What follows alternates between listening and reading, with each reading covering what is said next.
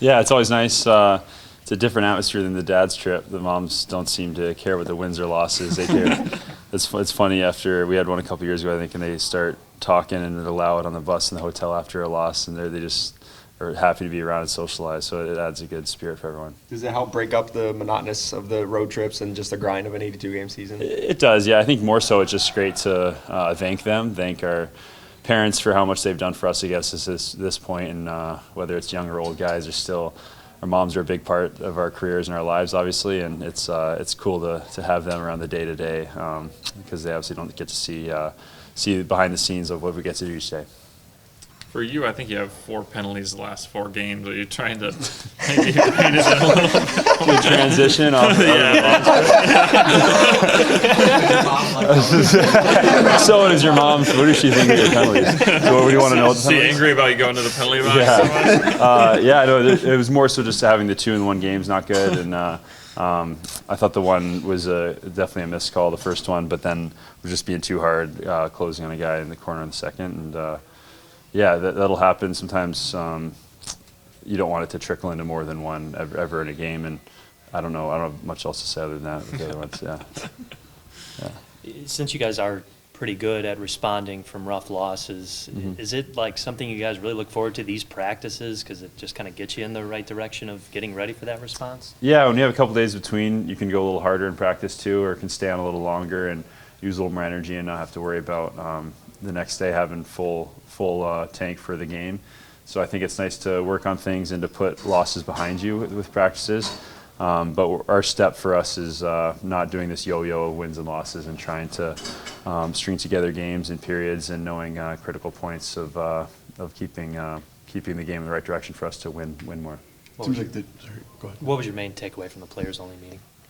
I don't know. There's different things. I don't really need to say details, but it's more a little bit of that, of just getting our game a little more consistent, and realizing how important every game and situation is for us, and not giving away games we think we can win. There's another stretch where it seems like you're playing the same teams over and over again.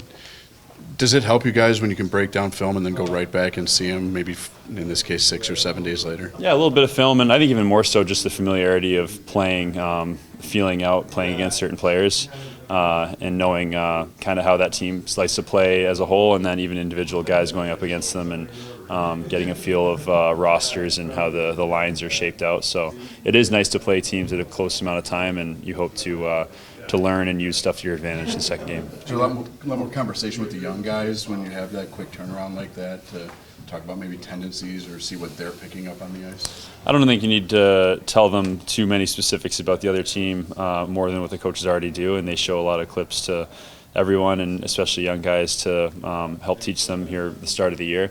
But I think, like I just said before, even with the young guy, just having the feel, when if it's your first year in the league, you don't know what it's like playing against each player. You've seen it on TV, but to feel tendencies, and I know just as a defenseman going against top 6 forwards, knowing how they like to make moves or use each other on lines, it helps to get that experience against them. I know you were with Kevin today, but what have you seen from Vlasic's all-around game that has really taken that next step? Even he really has. No, he's been amazing every game, I think, this season when he's played, and I think he just uses his size and his skating so well, and he seems to be confident using his stick and closing, defending, and reading plays. And then on top of that, he seems to have taken a big step with his playmaking ability and getting some offense going for us. And it's really exciting to see, and it's been fun to see him all summer here, honestly, working on all this stuff and getting his body in a good place to be a dominant pro defenseman that he's, I think, becoming.